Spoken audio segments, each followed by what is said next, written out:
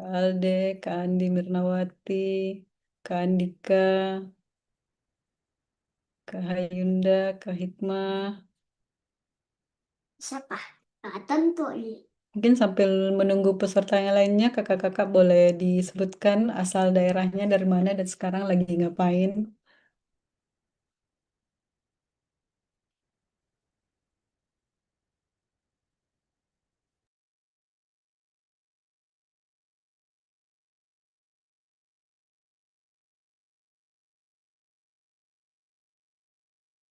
Kak Armi, Yunaldi lagi di kantor aja, asal Tangerang. Wah, Kak Kaula Insight lagi di kafe nih Kak. Wah, seru banget di kafe. Kita mulai 13.05 ya Kak. Kak Haira Kase dari Sulsel. Halo Kak, aku juga dari Sulsel. Kak RPP Suci Bahagia, Suci Jember. Sambil melayani pekerja. Wah, semangat Kak kerjanya. Kak Ada Irhamna lagi di rumah aja Kak di Makassar. Wah, lagi di Makassar. Kaula Makassar hadir. Kak Lutfahan di Jateng. Wah, baru habis kuliah. Wah, keren. Habis kuliah. Kaulan, halo Kaulan dari Makassar. Sekarang lagi WFC. Wah, seru banget WFC. Kak Lisa BPBD hadir dari Toraja. Wah, dekat Rekang ya Toraja. Kak Hayunda dari Ponorogo lagi di kamar.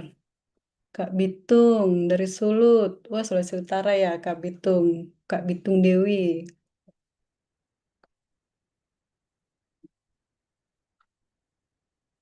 Kak Yunita dari Makassar lagi rekap nilai raport. Wah, guru ya Kak Yunita.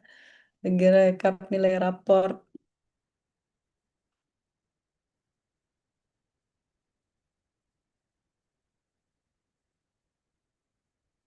Kalau saya lagi nunggu nilai raport juga nih, habis ujian. Oke, 1 menit lagi kita mulai ya kakak-kakak. Sudah ada 33 peserta di ruangan Zoom kita hari ini. Pemateri kita juga sudah hadir, Kak Opi. Assalamualaikum Kak Opi. Salam kasih.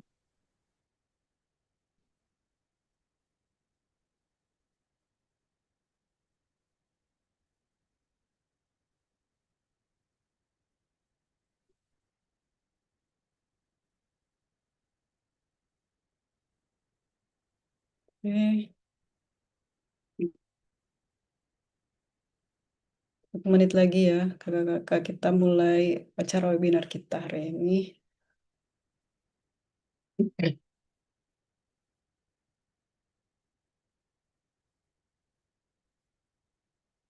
Oke, Assalamualaikum warahmatullahi wabarakatuh. Waalaikumsalam warahmatullahi wabarakatuh. Assalamualaikum warahmatullahi wabarakatuh.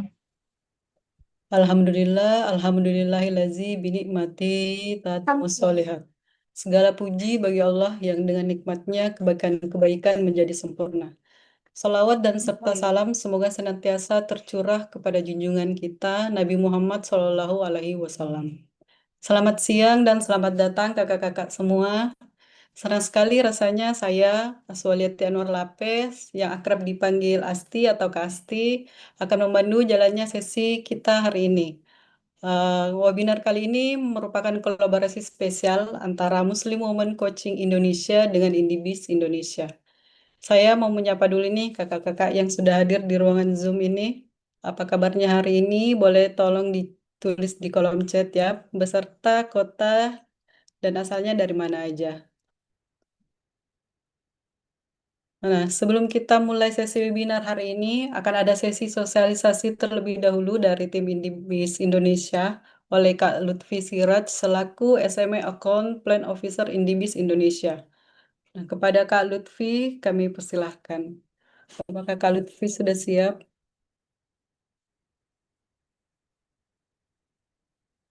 Nih, kenapa?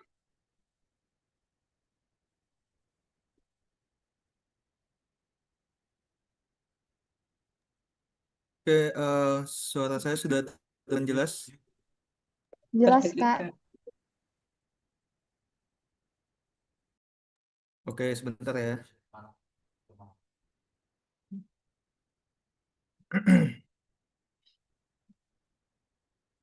Ada yang bertanya nih, ada hadiah penanya terbaik nggak, Kak Lutfi? Ya, betul. Jadi nanti akan ada hadiah juga Oke, bagi penanya terbaik gitu ya. Suara saya sudah jelas Kak atau masih kecil? sudah cukup jelas, Kak. Jelas Jelas, ya? Kak Lutfi. Oke, sebentar. Hmm, hmm, hmm, Oh, ini dia. Oke, Assalamualaikum warahmatullahi wabarakatuh. Selamat siang semuanya, kakak-kakak. Perkenalkan, saya Lutfi dari Indibis Telkom. Yang hari ini kita akan coba perkenalkan sedikit apa itu Indibis dan juga mungkin sedikit tentang digital produknya gitu ya, yang terangkum dalam Indibis. Mungkin dari kemarin sudah banyak yang lihat gitu ya. Ada Indibis, ada logonya di mana-mana gitu di flyer, entah itu di media promosinya dan lain-lain. Atau juga mungkin sudah ada beberapa yang tahu gitu ya tentang Indibis dan mungkin kita akan recall kembali gitu ya dan sekaligus memperkenalkan apa itu Indibis. Jadi bisa dibilang Indibis itu adalah salah satu eh, produk Telkom atau layanan Telkom gitu ya yang dia tuh bentuknya seperti ekosistem jadi di mana di dalamnya tuh banyak sekali em, segmentasi-segmentasi yang bisa digunakan sesuai dengan kebutuhan. Contoh di sini ada Indibi sekolah, Indibi rokok dan lain-lain. Jadi ada segmentasinya. Nah, secara secara pengertian sebenarnya Indibis itu apa ya? Produk yang dimana kita menyediakan layanan internet sudah pasti, terus kemudian ada solusi-solusi digital juga. Misal kakak-kakak punya apa ya usaha gitu ya, punya usaha pengen ada aplikasi kasirnya, pengen ada aplikasi monitoringnya gitu ya, entah itu monitoring apa ya penjualan ataupun monitoring CCTV itu bisa pakai Indibis. Jadi bisa dibilang dia bentuknya ekosistem yang dimana nanti akan disesuaikan dengan kebutuhan bisnis. Kalau ditanya bedanya Indibis dengan yang lain apa gitu ya, dengan mungkin internet yang lain gitu. Nah, kalau bedanya itu yang paling umum itu adalah Indibis memang didesain khusus untuk mendukung aktivitas bisnis gitu ya. Jadi memang dari secara kualitas internetnya berbeda dan lebih bisa dibilang spesifikasinya lebih tinggi karena memang peruntukannya untuk operasional bisnis. Bayangin aja kalau misal lagi transaksi gitu ya, lagi ada customer transaksi kita menerima pembayaran tapi loadingnya lama gitu ya, menerima notifikasi pembayarannya. Nah itu kan akan mengganggu operasional dan menghilangkan trust gitu. Nah dengan menggunakan IndiBiz, insya Allah itu akan menjadi solusi gitu ya, yang lebih efisien untuk mendukung operasional. Nah, jadi yang saya jelaskan tadi di dalam Indibis itu kakak-kakak banyak sekali apa namanya produk gitu ya. Yang tadi saya jelaskan tentang kasir gitu. Kita ada Moka gitu ya. Jadi itu bisa bantu untuk pencatatan kasir dan lain-lain gitu. Terus kalau misal pengen mungkin usahanya lebih aman gitu ya. Contoh kita punya kafe gitu ya. Pengen usaha kafenya itu lebih termonitoring. Kita ada namanya Antares Easy di sebelah sini gitu ya. Nah itu CCTV yang produk dari Indibis Telkom yang dimana CCTV itu gak hanya sekedar CCTV, tapi dia juga ada teknologi AI-nya. Ada teknologi AI-nya, jadi kita bisa tahu berapa pengunjung yang datang tiap hari, atau siapa aja yang masuk gitu ya. Jadi misal apa ya, kita nggak tahu nih siapa nih yang masuk nih, atau misal ada kejadian gitu ya, kita pengen identifikasi siapa yang masuk itu ketahuan gitu. Ini mukanya nggak dikenali, ini bukan customer.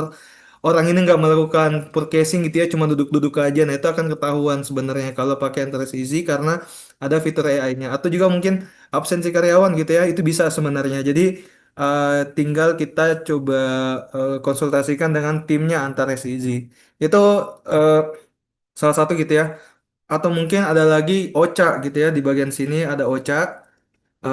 Itu tuh adalah produk yang bisa mendukung marketing gitu jadi misal kakak-kakak punya banyak customer pengen menginfokan promo kepada semua customernya gitu secara cepat gitu ya dan mungkin efisien dan lebih murah gitu ya. Nah, itu kakak-kakak bisa menggunakan Ocha gitu. Dia platformnya bisa untuk WhatsApp gitu ya, bisa untuk sosmed yang lain juga. Misal contoh pengen balas otomatis gitu ya. Biasanya kan customer banyak tuh yang ngechat gitu ya. Adminnya cuma satu. Nah, kan kasihan ya adminnya ya.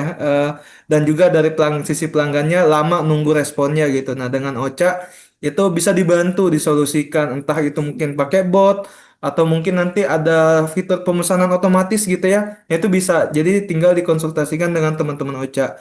Di WhatsApp-nya itu nanti dia akan centang hijau gitu ya. Jadi kayak official gitu.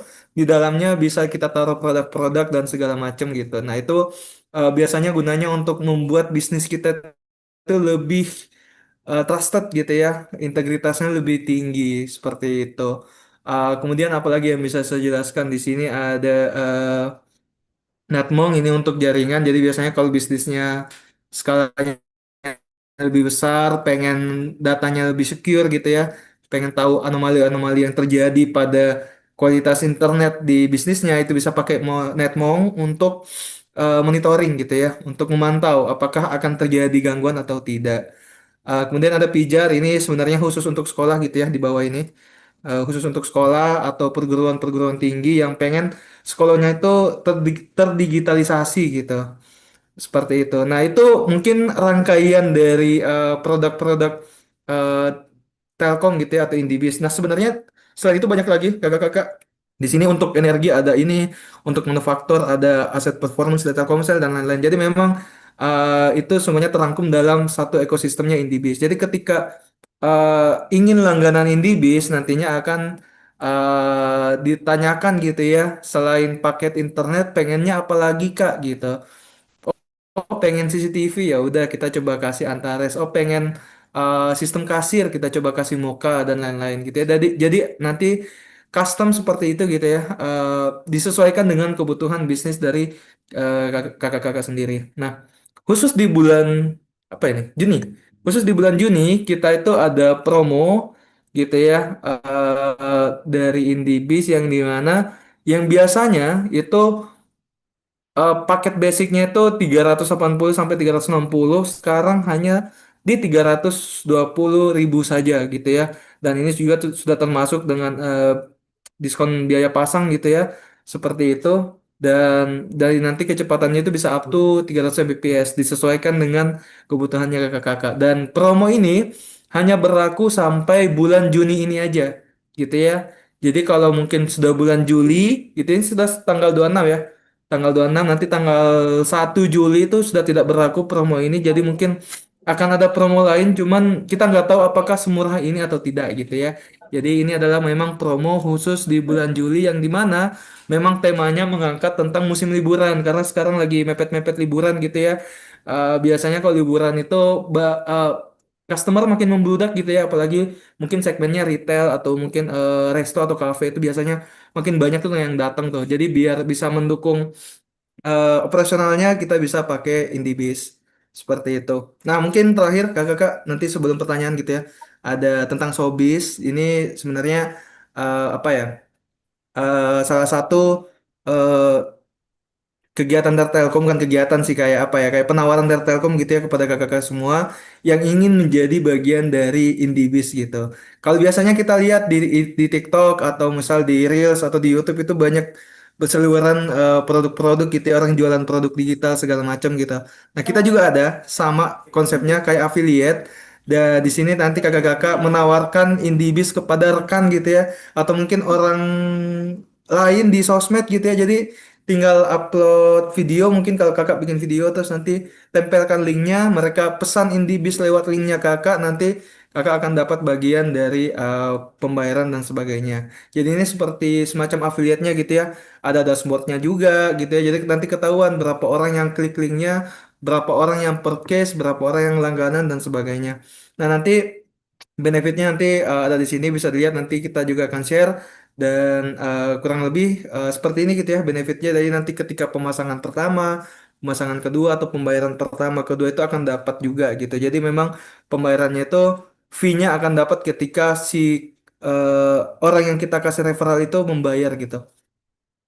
Nah, mungkin flow-nya singkatnya seperti ini gitu ya. Nanti kakak-kakak mengunjungi sobis.indibis.co.id, lalu nanti isikan aja data dirinya, dan jangan khawatir untuk datanya, karena dari sisi Telkom itu kita patuh terhadap Undang-Undang PDP, Perlindungan Data Pelanggan. Jadi memang kita menjaga betul-betul datanya, dan memang data ini hanya digunakan untuk verifikasi sesuai dengan regulasi yang ada di pemerintah gitu. Ketika ada transaksi-transaksi seperti ini, datanya itu harus lengkap.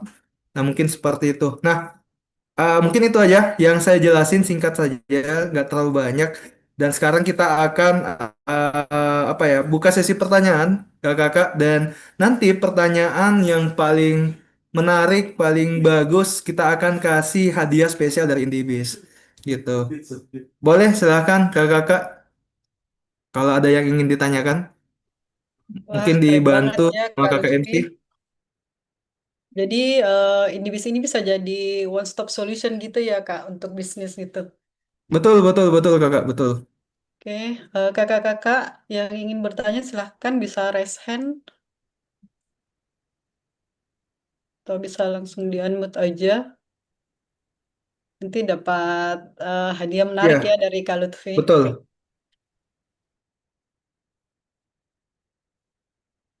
Atau kalau kakak-kakaknya malu-malu boleh di kolom chat.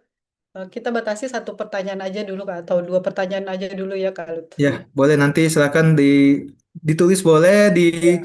eh, langsung di unmute, boleh nyalakan mic-nya, boleh. Nanti akan ada hadiah. Ya, silahkan Kak Rizky Amalia. Ya, terima kasih Kak kesempatannya. Maaf Kak, mungkin agak telat tadi masuknya atau kurang memperhatikan dengan baik. Kami mau tanya Kak terkait Indibis ini, apakah ada platformnya untuk pendidikan? Ya, maksudnya ada fasilitas yang diberikan terkait untuk pendidikan seperti itu, atau model-model, entah model aplikasi atau apa yang memang dibutuhkan dari dunia pendidikan. Nah, baik, terima kasih Kak.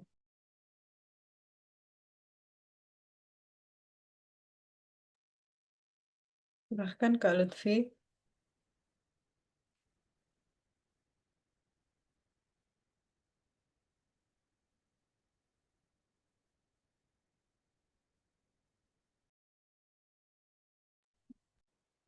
Oke, jadi tadi pertanyaannya terkait ini ya, terkait sekolah gitu ya, apa aja kira-kira platformnya Telkom. Tadi pertanyaan dari kakak Reski Amalia, gitu ya kalau nggak salah. Jadi kalau dari Telkom sendiri atau Indibis sendiri itu kita betul-betul support terkait dunia pendidikan gitu ya. Makanya kita melahirkan satu produk yang namanya itu adalah Pijola, dari pendidikan SMP gitu ya sampai pendidikan perguruan tinggi itu bisa di apa namanya, bisa diakomodir oleh Pijar. Jadi Pijar itu semacam LMS gitu ya. Gak hanya LMS, di dalamnya juga banyak gitu ya. Tapi kalau mau kebayang kayak gimana, kayak LMS gitu modelnya, kayak Learning Management System. Di dalamnya bisa ujian, bisa belajar online, bisa uh, ngerjain tugas yang dikasih oleh guru-guru gitu ya. Atau misal bisa apa ya, jadi course online gitu kan, biasanya gurunya pengen apa ya, nggak bisa hadir gitu ya, jadinya di record terus diupload di Pijar, itu bisa gitu. Jadi memang kita ada platform namanya Pijar Sekolah gitu ya, dan kedepannya nanti dia akan juga mengakomodir perguruan tinggi. Tapi untuk saat ini kita banyak gitu ya yang make, khususnya sekolah-sekolah di kawasan timur Indonesia, karena kita regionnya di sini itu banyak sekali, mulai dari SMP sampai SMA, yang memang itu betul-betul full pakai Pijar, baik itu dari pembelajaran, ujian, bahkan pemberian nilai juga itu lewat sini gitu. Seperti itu Kakak Reski. Wah, Apakah ternyata menjawab ada ya Kak? Kak Lutfi. Bagaimana Kak Rizky? Apakah ada pertanyaan tambahan? Semoga menjawab ya. Oh iya Kak, ini sedikit lagi Kak tambahan. Jadi Oke. kan itu kan tadi semacam kayak LMS dan sebagainya. Jadi apakah terintegrasi juga? Apakah maksudnya manajemen bisa mengelola ini yang nanti itu semua terpusat kebutuhan-kebutuhan santri dalam hal juga kebutuhan orang tua terkait informasi sekolah misalkan. Jadi mungkin mau dibilang mirip web juga bisa juga, tapi di dalam itu kayak misalkan ada pembayarannya, orang tua santri sudah tahu ini total-totalnya, ini informasi seperti itu, Kak. Juga apakah itu bisa tercover juga di Pijar? Oke, jadi kalau masalah pembayaran ya, itu sepertinya sekarang masih dalam tahap pengembangan gitu ya, karena itu sudah masuk ke apa ya, ke operasionalnya sekolah gitu. Jadi itu antara hubungan sekolah dan orang tua siswa gitu. Tapi kalau ditanya apa siapa yang bayar untuk pijar ini tuh ya biasanya dari sekolah. Jadi sekolah yang mengalokasikan dana untuk anggaran pijar. Jadi nanti murid-muridnya itu bisa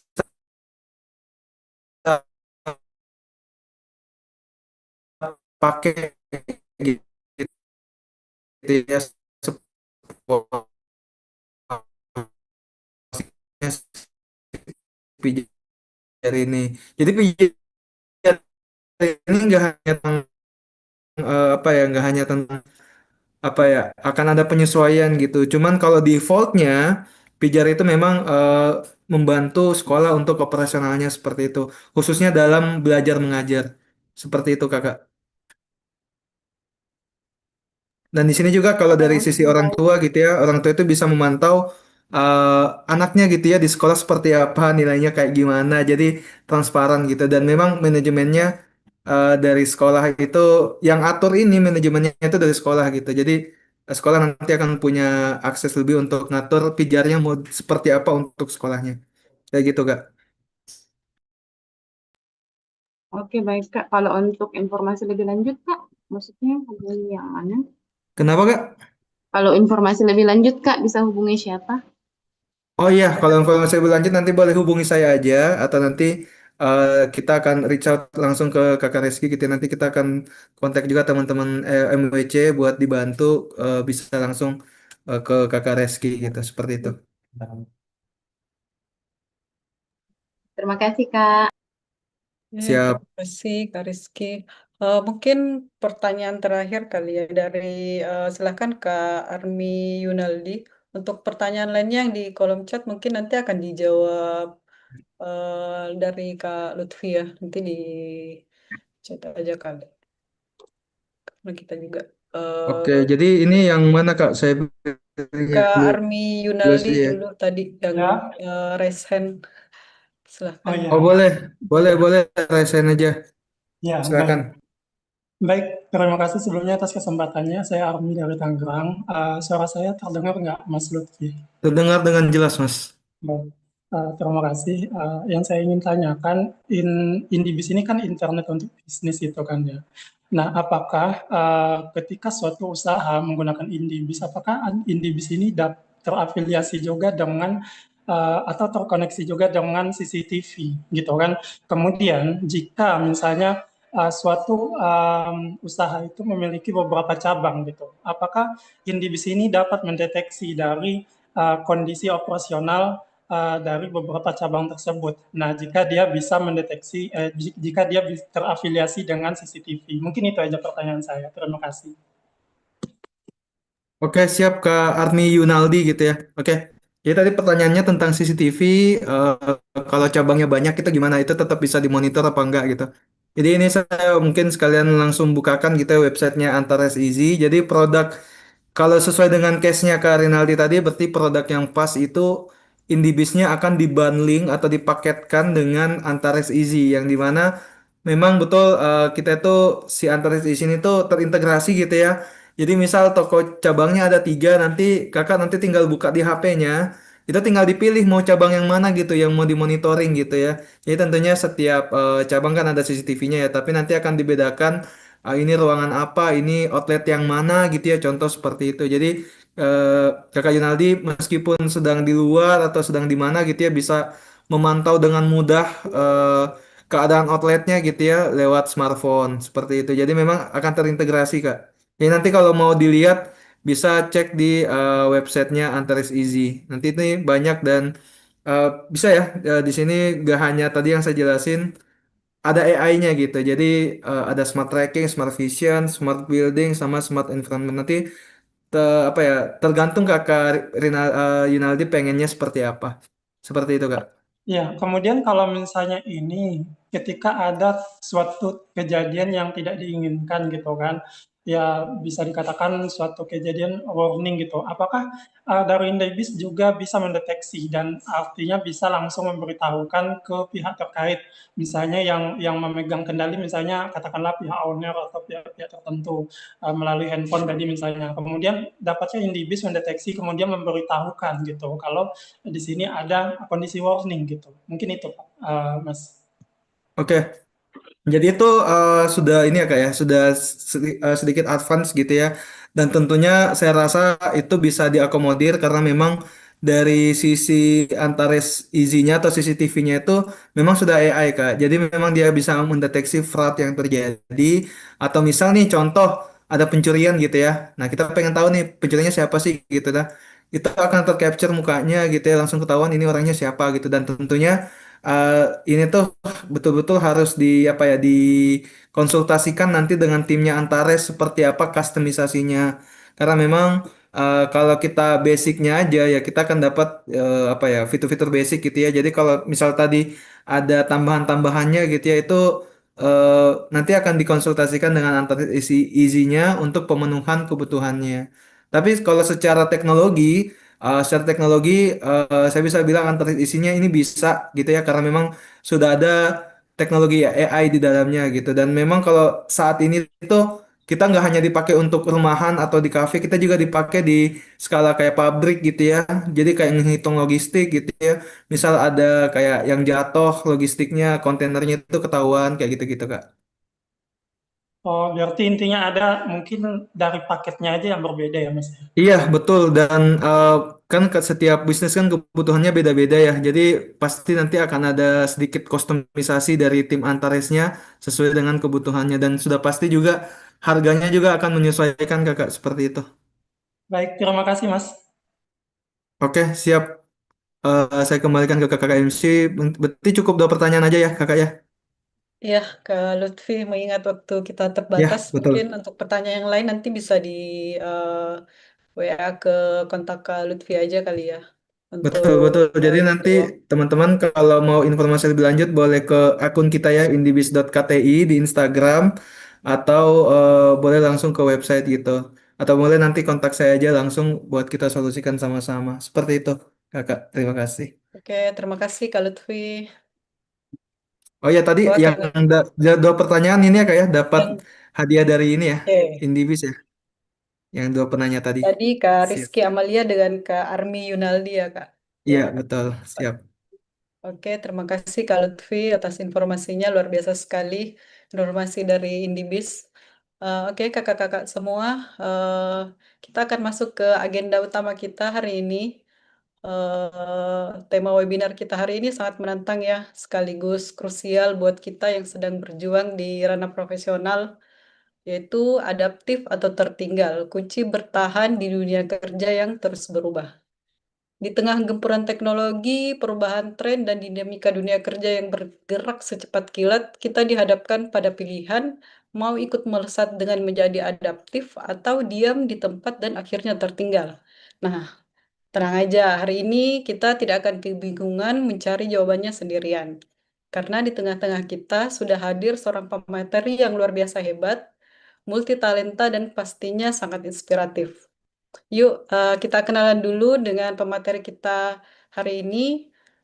Beliau adalah Kak Siti Sofia, atau biasa akrab disapa Kak Opi. Slide perkenalan Kak Opi ada nggak? Nah, Kak Opi domisilinya di Bandung, kelahiran Bandung juga. Halo Kak Opi, saya juga lagi di Bandung. Oh, di Bandung. Beliau merupakan lulusan pesantren Persatuan Islam nomor 1 di Bandung, Akademi Guru Kutab, S1 Desain Komunikasi Visual di Cafe, serta memiliki sertifikasi dari Trainers Mentoring Program Tempa dan sebagai Certified Essence of Life Practitioner dari Muslim Women Coaching Indonesia. Status Kopi saat ini menikah dan saat ini merupakan ibu hebat dari 4 orang anak. Aktivitas Kopi saat ini beliau aktif sebagai ibu rumah tangga, Kepala Madrasah Ibtidaya Esa Al Muhajirin Bandung, Kepala Bidang Pendidikan Yayasan Pendidikan Islam Al-Muhajirin Bandung, Product Innovation and Development di HCR ID, Associate Trainer dan Learning Facilitator, Visual Designer and Learning Designer. Wah, luar biasa banget Kak Opi ini. Di tengah kesibukan domestik sebagai ibu dan dunia pendidikan, Kak Opi tetap lincah nih bergerak di mana-mana, industri kreatif dan juga training. Sungguh sosok yang sangat adaptif ya kakak-kakak. Nah, tanpa berlama-lama lagi, mari kita sambut bersama Kak Opi. Kak Opi, waktu dan tempat saya persilahkan. Silakan. Terima kasih Kak Asti dan tim dari MWC juga Indibis tadi pengen nanya sebetulnya sama Kak Lutfi cuma belakang layar aja Oh, ya. Karena tadi pas pijar tuh itu cocok banget karena saya juga bergerak di dunia pendidikan. Baik, terima kasih Kak Asti. Bismillahirrahmanirrahim. Assalamualaikum warahmatullahi wabarakatuh. Waalaikumsalam warahmatullahi wabarakatuh. Senang banget nih siang ini saya bisa hadir di tengah teman-teman semua. Boleh ya panggil teman-teman ya. Senang banget bisa hadir di tengah teman-teman semua dari seluruh Indonesia. Tadi saya baca ada dari Jawa, Makassar gitu ya, Sulawesi.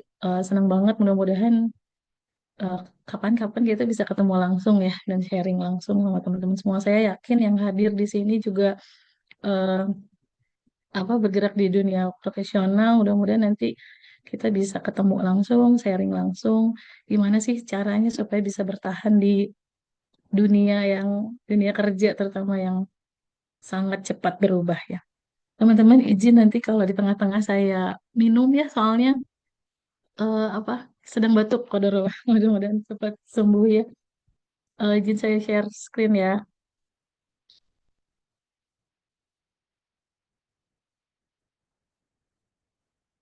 Sudah muncul?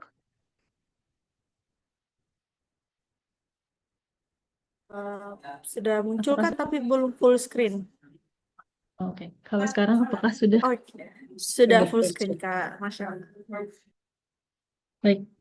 Bismillahirrahmanirrahim. Hari ini kita akan membahas tentang satu pertanyaan penting. Apakah kita sudah beradaptasi dengan perubahan atau justru perlahan tertinggal tanpa kita sadar? Kira-kira menurut teman-teman yang ada di sini, gimana nih? Sudah adaptif kah? Atau, duh gimana ya dengan banyak perubahan ini gitu ya? Ada yang kebingungan? Boleh tulis di kolom chat juga ya. Dan nanti Kak Asti tolong bacakan kalau ada kolom chat ya. Kalau ada yang mengetik di kolom chat. Sebelum masuk ke inti, saya izin cerita dulu sedikit ya. Perjalanan saya masuk ke dunia profesional seperti apa. Karena kan tadi dibacakan ada, ya alhamdulillah em, hari ini saya diamanahi beberapa profesi gitu ya. Selain sebagai ibu rumah tangga juga aktif di dunia pendidikan. Sebetulnya saya lebih lama berkecimpung di dunia pendidikan. Jadi saya mengawali profesi sebagai guru pada tahun 2013. Kemudian 3 tahun terakhir ini saya diamanahi sebagai kepala sekolah mengelola sebuah sekolah dasar di Bandung. Dan awal mulanya gimana saya bisa masuk dunia profesional gitu ya, berhubungan dengan corporate, berhubungan dengan klien-klien dari BUMN. Awal mulanya itu pada saat COVID, pada saat semuanya serba terbatas ya ketika COVID. Tapi pada saat itu banyak banget kelas-kelas online. Jadi karena saya tertarik dengan hal-hal baru, saat itu kayaknya sudah mulai apa ya, kayaknya udah mulai ini harus belajar lagi hal-hal yang baru. Akhirnya saya eh, ikut beberapa kelas online, lalu sampailah gitu ya Allah perjalankan, Allah pertemukan dengan salah satu komunitas trainer, namanya komunitas tempat trainer skill. Di situ 3 bulan pertama saya ditempa, diinkubasi gitu oleh para mentor saya untuk membuat modul pelatihan, lalu cara mendelivernya gimana, pokoknya all about dunia training gitu, ya, dunia pelatihan self development seperti apa diajarkan di situ, di tempat itu, dan kemudian berjejaring sampai saat ini. Itulah pintu masuknya saya masuk ke dunia profesional. Setelah selesai pelatihan, setelah selesai inkubasi, alhamdulillah diperjalankan oleh Allah, dipertemukan dengan beberapa mentor yang mereka meminta saya untuk ikut di dalam proyek-proyek mereka. Jadi setelah selesai di tempat, diajak untuk mengikut proyek-proyek mereka sebagai fasilitator, kemudian diminta juga untuk membuatkan modul pelatihannya, diminta juga untuk membuatkan tools-tools trainingnya, karena background saya, kuliah saya di desain komunikasi visual, jadi beberapa kali juga saya membuatkan board game untuk para trainer ini gitu ya, membantu mereka mendelivery modul-modul mereka lewat board game gitu. Dan akhirnya dari situ yang tadinya per project, yang tadinya diajakin by project, akhirnya salah satu mentor saya yaitu Hari Firmansyah, eh, beliau mempunyai perusahaan namanya HCR.id. Beliau mengajak saya untuk bergabung di perusahaannya. Saat itu saya masih bergelut sebagai kepala sekolah, tapi karena kantornya alhamdulillah dekat dengan rumah, sama-sama di Bandung, jadi saat itu saya terima tawarannya. Menerima tawaran itu bukan berarti saya bisa saat itu, karena eh, background saya di dunia pendidikan dengan sekolah gitu ya, dari SD, TK, SMP, SMA itu udah coba semua. Tapi dunia training itu beda lagi. Ada persamaannya tapi banyak banget bedanya. Dan alhamdulillah bulan ini saya sudah bergabung dengan HCR.id sebagai Product Innovation dan Development selama 2 tahun. Eh, Banyak banget perubahannya dari mulai awalnya saya sebagai tim punya atasan, tiba-tiba punya tim, tiba-tiba harus menggantikan atasan, restrukturisasi berkali-kali, kemudian yang tadinya saya di pekerjaan saya di divisi saya bisa dikerjakan oleh 2-3 orang, tiba-tiba sekarang harus dikerjakan sendiri, itu banyak banget perubahannya. Em, apa yang saya lakukan untuk tetap bertahan, bahkan 2 bulan sebelum kakak MWC menghubungi saya ya untuk mengisi webinar ini, sebetulnya saya sudah siap untuk dirumahkan dalam tanda petik, karena banyak banget perubahannya, cepat banget perubahannya. Saya sudah bersiap untuk dirumahkan, sudah mempersiapkan diri mengikuti pelatihan A, B, C, D supaya skill saya bertambah. Karena itu tadi, saya bisa jadi skill saya udah nggak dipakai lagi di sini.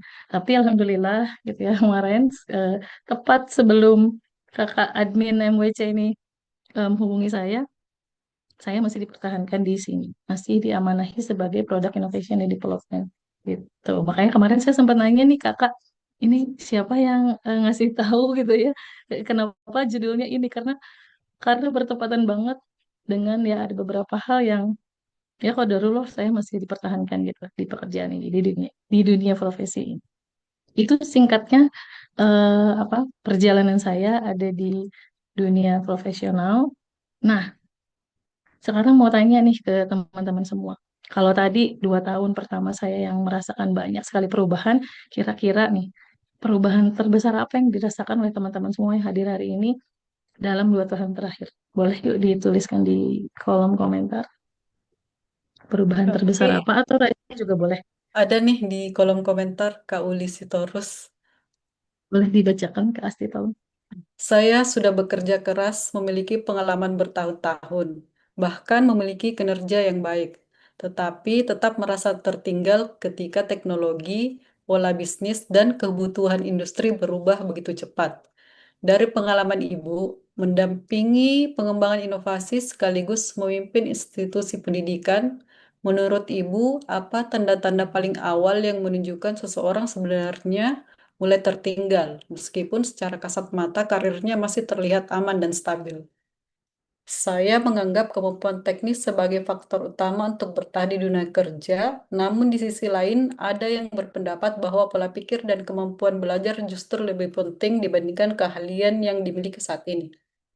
Dalam konteks perubahan yang semakin cepat, bagaimana Ibu melihat keseimbangan antara skill, mindset, dan kemauan untuk terus belajar?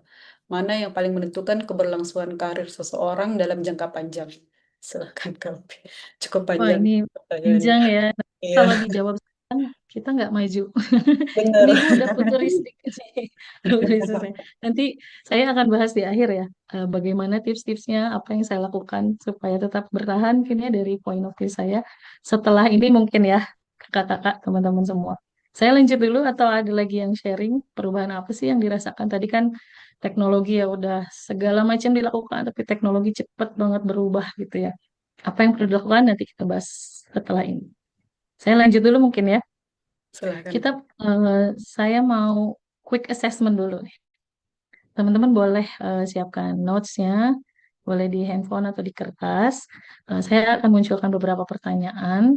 Kemudian nanti jika sangat tidak sesuai boleh ditambah, boleh di apa?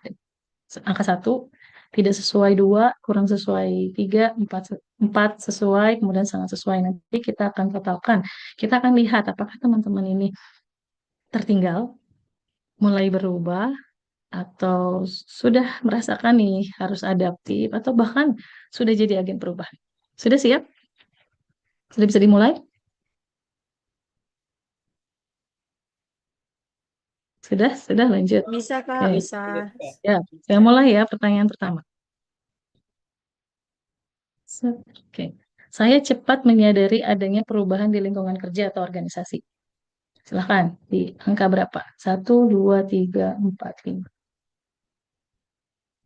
Ini udah tanda-tanda perubahan nih, gitu. Udah langsung sadar.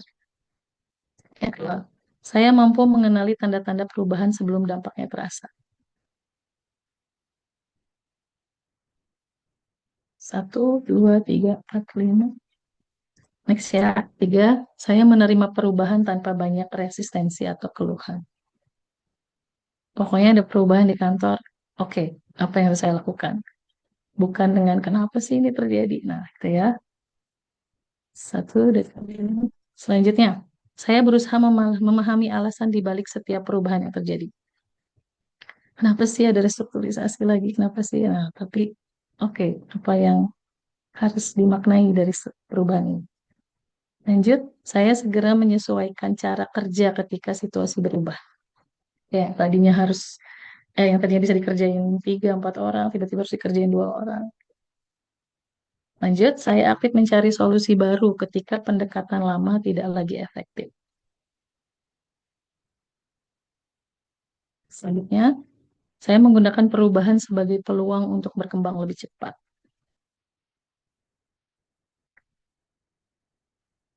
Next, saya mampu menginspirasi orang lain untuk ikut beradaptasi.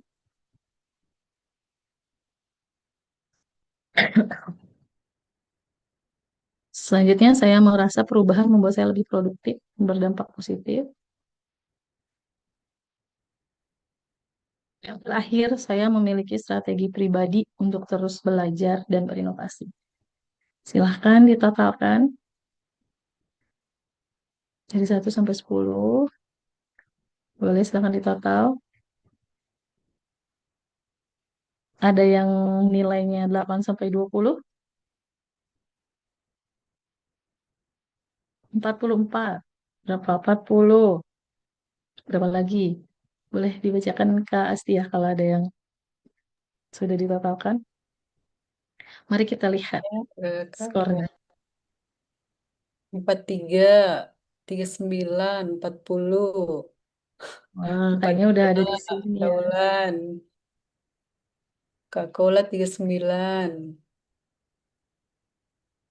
Ada di posisi mana teman-teman saat ini? Kebanyakan berarti ada di ini ya, 31 sampai 40 beradaptasi aktif. Sudah mampu menerima perubahan, sudah bertindak cepat dan mulai menunjukkan hasil positif dari perubahan. Mudah-mudahan nggak ada teman-teman yang di sini yang tertinggal ya. Dan ada yang 41 sampai 50. Oh tadi ada ya 44 udah jadi agen perubahan ya, udah bisa menggerakkan orang lain untuk beradaptasi dengan perubahan. Oke, lanjut ya, teman-teman. Sekarang udah tahu nih posisinya ada di mana. Kalau misalkan tadi ada di 31 sampai 40, berarti yuk kita maju ke jadi agen perubahan. Kalau masih dimulai berubah, yuk kita pelan-pelan terima perubahannya dan apa yang perlu kita lakukan untuk bisa beradaptasi dengan perubahan. Next, ini nanya dulu nih ya sebelum masuk. Nih, pertanyaan lagi. Kalau dunia kerja tahun ini adalah sebuah negara baru, apakah teman-teman udah punya paspornya? Bayangkan kalau kita masuk ke sebuah negara nggak pakai paspor, kira-kira akan gimana? Tiba-tiba masuk aja. Ilegal ya, akan kesulitan pasti ya. Nah, saya ada beberapa pilihan. Ada di mana posisi teman-teman? Coba, maaf ini kayaknya ke Nah, boleh ada yang mau berkomentar? Kalau dunia kerja ini adalah sebuah negara baru, apakah teman-teman sudah punya paspornya? Sudah punya strategi yang jelas dan sedang mengeksekusinya? Apakah sudah menyadari perubahan tapi nggak tahu nih harus mulai dari mana? Ada yang seperti ini? Yang tadi mungkin ya, yang tadi bertanya ya, udah tahu nih ada perubahan tapi mulai dari mana? Skill dulu kah? Will dulu kah? Atau mana gitu ya? Atau mindset dulu? Oke. Apakah teman-teman merasa cemas dengan perkembangan AI? Ada yang merasa cemas dengan perkembangan AI saat ini? Cepat banget nih perkembangannya. Oke. Atau yang terakhir, merasa aman dengan keterampilan yang saya miliki saat ini. Ada yang pilih D? Ada yang sudah aman? Aman lah, kayaknya saya nggak akan tergantikan nih gitu. Ada nggak? C, ada yang merasa cemas. Ada yang udah punya strategi. D, oke. Ada yang bingung nih harus mulai dari mana. Oke, kita bahas hari ini ya. Kita bahas yang ini.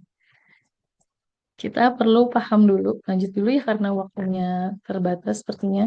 Kita perlu paham dulu perubahan dunia kerja saat ini seperti apa. Em, Perubahan bukan lagi sebuah fase ya. Perubahan tuh sekarang sudah terjadi, akan terjadi dan akan terus terjadi. Dan ini adalah kondisi yang permanen gitu. Kita nggak bisa ngomong nanti aja deh tunggu balik lagi kayak normal. Nanti aja deh tunggu semuanya seperti dulu gitu. Nggak bisa karena yang kita hadapi saat ini tuh bukan masa transisi, tapi sebuah kondisi yang akan terus berubah dan itu tuh udah jadi bagian dari cara kerja kita setiap hari. Kita perlu belajar hal baru setiap hari gitu. Jika kita ingin tetap relevan di dunia profesi saat ini gitu. Kita bisa lihat saat ini teknologi berkembang semakin cepat.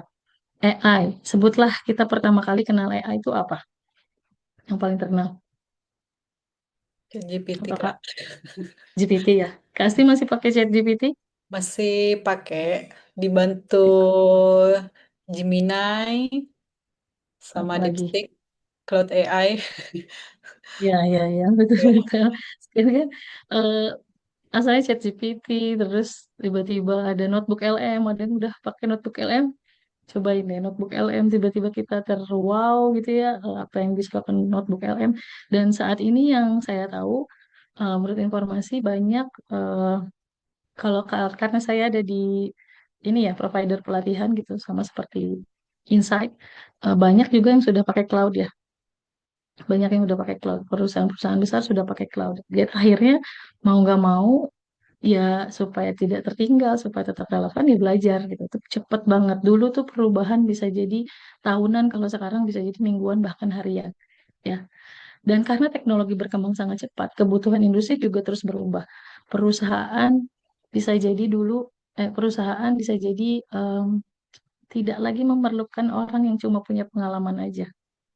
Oh, saya udah berpengalaman nih, udah puluhan tahun nih di perusahaan ini, aman lah kayaknya nggak akan ada yang geser. Nggak gitu, karena kebutuhan industri terus berubah. Perusahaan sekarang lebih memilih ya orang yang mau terus belajar, orang yang mau terus mengembangkan skillnya, mengembangkan keterampilannya, harus terus diperbaharui jadi keterampilannya. Skill 5 tahun yang lalu, apakah masih relevan jika digunakan tahun ini? Skill 3 tahun yang lalu, apakah masih relevan jika digunakan sekarang? Jika digunakan sekarang, belum tentu ya, karena perubahannya cepat banget. Nah, sebelum kita mulai, gimana sih caranya supaya adaptif, supaya bisa beradaptasi dengan perubahan? Saya mau kasih data dulu sedikit ya. Menurut World Economic Forum, 67% pekerjaan akan berubah pada 2030. Akan berubah ya, bukan akan hilang. Tidak hilang, tapi berubah. Apa yang berubah? Cara kerjanya. Cara kerjanya jadi berubah. Contoh, di pelatihan-pelatihan kami, salah satunya ya, di training-training kami, biasanya kami em, menggunakan atau meng-hire observer. Biasanya observer itu perlu mengobservasi perilaku para peserta pelatihan, apakah perilaku-perilaku yang diharapkan itu muncul atau enggak. Biasanya observer itu menuliskan perilaku-perilaku yang muncul, kemudian kami menyiapkan formnya, misalkan Google Form, Google Sheet gitu ya, kami menyiapkan formnya, kemudian setelah itu kami mengolahnya menjadi laporan individu. Itu perlu waktu, takes time gitu ya, perlu waktu untuk mengolahnya menjadi laporan individu, apalagi jika jika peserta pelatihannya 30 atau sampai berbatch-batch itu takes time. Tapi saat ini di training-training kami yang terbaru, kami membuatkan aplikasi, sejenis aplikasi atau platform web based. Jadi para observer itu nanti hanya tinggal klik, klik, klik gitu ya, hanya tinggal pijit, pijit, pijit, klik tombol, kemudian menuliskan, dan voila, selesai laporan individunya. Bahkan sesaat setelah trainingnya baru selesai. Atau bahkan training belum selesai gitu ya, mau closing, mau rating, penilaian individunya langsung keluar. Itu yang apa ya? Cara kerjanya menjadi berubah. Pekerjaannya masih tetap ada, tapi cara kerjanya berubah. Atau contoh satu lagi, saya freelance juga jadi visual designer ya. Tahun lalu saya masih membantu mentor saya membuatkan board game, beberapa board gamenya. Saya buatkan desainnya, betul-betul dibuatkan prosesnya dari awal ya, komponen kartunya, papannya, segala macamnya.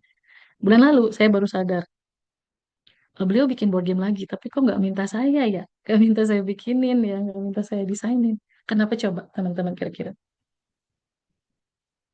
Kenapa Kak Asti kira-kira? AI, Kak. Dia udah pakai AI, Iya. udah sering gitu udah pakai AI. Tapi, tapi alhamdulillah nih masih ada kesempatan saya ya, meskipun desainnya sudah dibuatkan oleh AI, ada yang nggak bisa dilakukan oleh AI. Ketika board game itu mau dicetak, ketika tools-tools itu mau dicetak, perlu di layout yang disesuaikan dengan mesin cetak. Itu hanya bisa dikerjakan oleh manusia. Jadi ada banyak pekerjaan yang berubah cara kerjanya. Kalau pekerjaan berubah cara kerjanya, maka apa yang dibutuhkan? Yang dibutuhkan adalah keterampilan-keterampilan baru. Dan menurut World Economic Forum, 85% keterampilan di masa depan belum ada saat itu. Jadi gimana dong kalau belum ada saat ini? Ya belajar terus. Belajar terus. Jangan sampai kita merasa puas. Oh, oke, misal saya gitu. Saya bagus kok desainnya. Ya udah nggak usah belajar apa-apa lagi gitu. Tapi ternyata saat ini saya udah nggak dipakai lagi desainnya nih, udah ganti sama AI. Berarti apa nih yang masih bisa saya lakukan gitu? Jangan sampai saya merasa puas dengan pengalaman saya cukup kok. Ilmu saya sekarang cukup kok. Enggak gitu. Karena 85% keterampilan di masa depan belum ada saat ini, kita perlu terus belajar. Kita perlu terus scale up ya, gitu, upgrade keterampilan-keterampilan kita. Gitu. Seberapa cepat sih, gitu ya, seberapa cepat sih ini berubah? 3 kali lebih cepat. 3 kali lebih cepat dibanding dulu ya, kalau dulu 10 tahun, perubahan-perubahan kalau sekarang hitungan hari. Gitu. Nah, gimana dong caranya diadaptif ya? Sekarang pertanyaannya bukan lagi apakah perubahan sudah terjadi atau bagaimana menghadapi perubahan, tapi pertanyaannya bagaimana kita bisa tetap relevan ketika perubahan terus berlangsung. Ya. Relevan itu seperti apa sih? Gitu. Saya juga sempat ada di kondisi, duh ada anak baru nih, dia wah skillnya luar biasa, cepet Gen Z ya, Gen Z itu kalau udah uh, hot buttonnya, ya kalau udah tombolnya on tuh udah bisa apapun. Itu udah sempet juga saya ngerasa gitu, kayaknya saya masih tetap relevan gak ya tahun depan, masih tetap relevan gak ya tahun depan. Eh, Contoh sederhana aja, misal gini, di dunia training atau learning designer, eh, banyak yang mainnya tuh di LinkedIn. Kalau saya masih main di Instagram, udah nggak relevan, saya nggak akan ketemu sama orang-orang itu gitu. Saya nggak akan ketemu sama klien saya nggak akan ketemu sama para learning designer karena mereka di LinkedIn mainnya, bukan di Instagram. Itu contoh sederhana aja gitu ya. Bagaimana supaya kita tetap relevan. Terus tergabung di komunitas-komunitas gitu ya. Salah satunya misalkan komunitas Muslim Women Coach gitu kan. Ada komunitas trainer juga. Kalau guru berarti tergabung di komunitas-komunitas guru supaya kita tetap relevan dengan perubahan-perubahan yang terjadi gitu ya. Bagaimana supaya kita tetap relevan? Yaitu kita perlu adaptif. Adaptability is the new job security. Kalau dulu mungkin job security itu tergantung dari pengalaman, seberapa lama dia bekerja, aman aja deh, nggak mungkin ada yang apa ya, nggak mungkin ada yang nyalip gitu ya. Kalau sekarang ya berbeda gitu ya. Sekarang perlu adaptif, perlu karena teknologi terus berkembang, ya bisa terus berubah, orang yang memiliki kemampuan adaptif akan tetap ngasih nilai komunitasnya, akan tetap ngasih nilai ke pekerjaannya gitu. Sampai sini bungkus. Sepakat kalau kita perlu adaptif. Sepakat, Kak. Sepakat ya, gimana caranya? Em, yang pertama, mindset. Tadi ya pertanyaan yang pertama tuh, apa dulu nih gitu ya? Mindsetnya dulu. Perlu mindset yang berkembang, perlu growth, jangan fix mindset. Apa aja tuh kita mau belajar hal baru, misalkan hmm, jangan bilang nggak bisa, tapi bilang saya coba dulu, oke saya pelajari dulu gitu kan. Terus adaptasi dengan perubahan. Oh nih yang biasanya saya harus ngerjain dibantu sama tim, sekarang timnya ada. Oke, berarti saya harus belajar apa nih supaya ini tetap saya selesaikan. Terus bergrow, bertumbuh dan menjadi lebih baik. Belajar apa lagi nih? Belajar apa lagi nih yang relevan sama pekerjaan saya saat ini dan diterapkan ilmunya dalam tindakan. Gitu. Jadi mindsetnya jangan ini kayaknya sulit nih gitu. Ada waktu saya masuk ke HCR tadi, bahkan sebelumnya sih ya ketika diminta untuk ngebantu project-project para mentor-mentor saya, banyak banget yang saya tuh nggak paham mereka ngomong apa. Bahkan ketika meeting dengan klien tuh ya Allah ini klien ngomong apa ya saya tuh nggak paham. Tapi saya ya udah browsing kan sekarang banyak banget ya kita bisa cari tahu dimanapun googling bahkan AI gitu. Jadi eh, ya udah saya cari tahu dulu gitu. Bahkan ketika atasan saya minta oke bikinin ini bikinin itu gitu. Saya biasanya akan bilang oke saya coba dulu. Meskipun saya nggak tahu saya bisa atau enggak gitu. Jadi em, tidak menutup bahwa oh saya nggak bisa nih, tapi saya coba dulu. Dan itu yang saya lakukan saat ini, ya, yang saya lakukan secara nggak sadar sebetulnya ya, secara nggak sadar saya mungkin karena berulang, jadi akhirnya ini yang saya lakukan. Diminta apapun, diminta melakukan apapun, oke, insya Allah saya bisa. Oke, insya Allah saya coba dulu gitu. Masakan TOP bikinin ini, meskipun di kepala tuh bingung ya, ya Allah Kang Hari ngomong apa ya, ya Allah ini ngomong apa ya, saya bingung tapi saya cari tahu dulu, kerjain dulu. Dan biasanya saya nggak nanya dulu di awal, karena kalau nanya dulu biasanya prosesnya akan lama. Misalkan teh bikinin modul tentang ini, oke, saya akan, oke. Kalau saya nanya dulu biasanya akan lama tuh prosesnya. Jadi saya oke, saya kerjain dulu. Setelah saya kerjain baru saya kasih lihat begini bukan caranya, begini bukan yang dimaksud. Dan ketika atasan saya bilang benar begini, itu tuh jadi kepuasan tersendiri. Oh oke, berarti saya bisa. Dan itu mungkin yang ngebentuk saya akhirnya apa ya? Oke, coba lagi, coba dulu. Jadi kemarin pun meeting sama klien ya, beliau meminta sesuatu gitu. Kita sudah buatkan aplikasinya, sudah buatkan platformnya, tapi kemudian meminta yang lebih. em, Ya saya bilang insya Allah saya coba dulu gitu. Sekarang tuh kayak kalau mentor saya bilang nggak ada yang baru di bawah matahari ya. Apapun bisa kita cari, apapun bisa kita pelajari gitu. Jadi ya udah, yuk kita coba the power of coba dulu gitu ya. Salah satu cara untuk menjadi adaptif gitu. Nah, ini tambahannya keterampilan kunci di masa depan. Selain adaptif, selain adaptability, kita juga perlu menguasai digital literasi, perlu menguasai komunikasi, perlu tahu caranya kolaborasi, learning agility, dan problem solving. Di apa ya, di dunia kerja, bahkan di dunia pendidikan gitu ya, guru dengan kepala sekolah, pasti ada aja dinamikanya ya. Eh, saya dengan atasan, saya dengan tim, pasti ada aja dinamikanya. Kita perlu memiliki skill problem solving gitu. Eh, dan komunikasi sih yang paling penting buat saya yang saya rasa gitu ya saat ini penting banget adalah komunikasi. Teman-teman mungkin bisa mempelajari apa ya tipe-tipe atau karakter orang gitu ya itu bantu banget. Kalau buat saya itu ngebantu banget. Saya mempelajari satu tools yang eh, bisa mengetahui karakteristik dominannya setiap orang apa dan alhamdulillahnya di kantor tuh semua tim dari atasan sampai semua teman-teman juga sudah dites gitu ya karakternya apa, tipenya apa. Jadi saya tuh berkomunikasi dengan mereka sesuai dengan tipe atau karakteristik mereka. Bahkan ke atasan juga jadi saya Kayak tahu nih kapan saya perlu ngomong ini, kapan saya perlu ngomong A, B, C, D, terus kalau ke temen ngomongnya gimana, kalau ke ini ngomongnya gimana, itu ngebantu banget sih buat saya ya. Dan di dunia pendidikan juga sama. Kalau ke guru-guru juga jadinya tahu ritme gitu, kapan berbicara dan berbicaranya seperti apa gitu. Jadi selain adaptability, skill ini juga penting gitu ya. Selain tadi mindset, growth mindset, skill-skill ini juga penting dimiliki oleh teman-teman yang tidak mau tertinggal, yang mau tetap relevan dengan kondisi dunia kerja saat ini. Nah, ini ya apa? Adaptasi itu kan bukan sesuatu yang instan ya. Ada proses yang dilalui. Kayak tadi kan saya akhirnya coba the power of coba dulu gitu kan. Belajar gitu.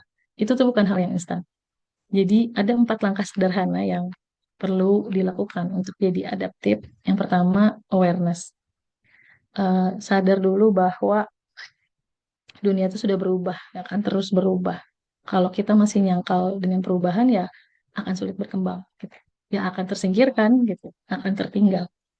Kemudian setelah sadar, perlu terima dan pahami bahwa ya ini tuh udah berubah. Jangan nanya lagi kenapa ya harus berubah, kenapa ya begini, kenapa ya begitu, tapi apa ya yang perlu saya pelajari. Kayak mungkin ini yang terjadi di saya sekarang. Banyak banget sih yang dipangkas, akhirnya banyak banget yang perlu saya kerjakan, tapi eh, apa yang perlu saya pelajari? Oke, saya bantu. Kalau saya tipe yang nggak mau ambil pusing, jadi ketika ada sesuatu, oke, apa yang bisa saya bantu? Oke, apa yang bisa saya kerjakan? Gitu. Jadi terima, terima dan pahami bahwa ada perubahan. Ya sudah, apa yang bisa kita lakukan gitu. Kemudian bertindak dan adaptasi karena awareness dan acceptance aja nggak cukup. Kita perlu ambil langkah, kita perlu belajar hal baru. Contohnya hari ini saya perlu belajar clouding. Harus belajar prompting nih karena tadi kebutuhan klien tuh udah beda lagi, beda lagi. Ya udah saya perlu belajar. Dan akselerasi kita ketika kita konsisten adaptasi, kita bukan cuma mengikuti perubahan tapi juga menciptakan peluang-peluang lain gitu. Jadi agents of change. Kurang lebih itu apa ya tips-tipsnya yang supaya kita tetap bertahan dan tidak tertinggal di dunia kerja, di dunia profesi. Nah, sekarang saya mau ajak teman-teman untuk refleksi nih ya. Perubahan terbesar yang sedang dihadapi, skill apa yang perlu ditingkatkan, dan apa kira-kira aksi nyata yang akan dilakukan minggu ini. Boleh yuk kita sharing, boleh open mic atau share di kolom komentar, boleh. Boleh yuk Kak Asti. Apakah ada yang ingin open mic untuk menjawab pertanyaan refleksi dari Kak Opi? Silahkan raise hand terlebih dahulu. Atau kalau masih malu-malu nih, silahkan di kolom chatnya. Kalau nggak ada, nanti saya nih yang jawab pertanyaan Kak Opi. Ada nih dari Kak Armi nih, Kak Asti nih, ada yang raise hand. Dari Kak Armi Yunaldi tadi Iya, menjawab Bang. pertanyaan dari Kak Opi yang sebelumnya, sesuai dengan kondisi kerja Kak, untuk Yang mana yang penyesuaian yang jawab pertanyaan di awal-awal tadi kayak ini Kak. yang mana Kak? Saya perlu yang sudah bekerja kelas yang itu Kak? Bukan. Ya, penyesuaian yang dilakukan oleh Kak Armi dalam menghadapi perubahan yang terjadi. Jadi dia melakukannya mungkin sesuai dengan kondisi kerja. Atau Kak Armi mau open mic untuk menjelaskan maksud dari jawabannya? Iya, boleh. Boleh Kak Armi. Baik, terima kasih sebelumnya atas kesempatannya, Kak. Ini berkaitan dengan refleksi kerja. Pertanyaan di awal tadi gitu ya. Maaf Kak Armi, suaranya putus-putus, agak berdengung. Kurang jelas suaranya.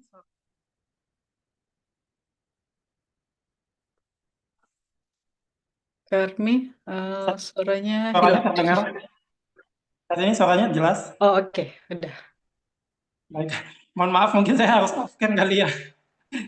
Ya, baik, berkaitan dengan refleksi kerja yang harus dilaksanakan. Kalau saya jujur ya, mungkin sebenarnya saya tadinya ini ingin ke pertanyaan ya nantinya, cuman saya karena udah di ini, mungkin saya sedikit cerita. Kalau tadi Kak Siti cerita di awal, nah saya juga mungkin ingin menjawab ini berkaitan dengan cerita saya juga, jalur cerita saya juga terkait refleksi yang saya lakukan hingga saat ini. Jujur, ini berawal kalau misalnya dari pemilihan jurusan kuliah. Dari minat dan bakat saya itu justru saya lebih senang di dunia CSR sama di public relation. Kemudian karena dulu keterbatasannya teknologi gitu kan, bahkan nanya-nanya ke AI kalau dulu itu Google ya, itu nggak transparan hasilnya, nggak seperti saat sekarang ini. Akhirnya saya masuk di jurusan kesehatan masyarakat. Setelah lulus, saya justru mendapat kesempatan kerja itu di bidang marketing. Nah, jadi ini benar-benar bertabrakan sama sekali dengan minat dan bakat, kemudian dengan jurusan kuliah benar-benar nggak ini sama sekali gitu kan. Nah, namun saya berusaha menjalaninya sampai akhirnya COVID-19 saya berhenti sampai tahun kemarin saya baru memulai kembali dan cuman saya tetap merasa yakin dengan diri saya, dengan kemampuan yang saya miliki, saya berusaha mendapatkan pekerjaan sesuai dengan minat dan bakat saya justru. Bukan di bidang pengalaman kerja, bukan dari background pendidikan, saya justru mencarinya sesuai dengan apa yang saya minatin. Tapi ternyata Tuhan itu berkehendak lain, saya justru diarahkan yang sesuai dengan pendidikan saya. Nah, di mana saat ini saya sudah bekerja. Dulu itu justru saya mencari pekerjaan sesuai dengan pendidikan saya itu justru susah banget, Kak. Nah, sekarang malah diarahkan sendiri. Nah, makanya itulah luar biasanya Tuhan ya dengan kuasanya. Nah, jadi yang saya lakukan apa gitu kan? Karena sebelumnya saya bekerja di bidang apa gitu, minat dan bakat saya di bidang apa, kemudian background pendidikan di bidang apa. Jadi intinya saat ini tuh mengalir aja gitu kan. Mengalirnya ini saya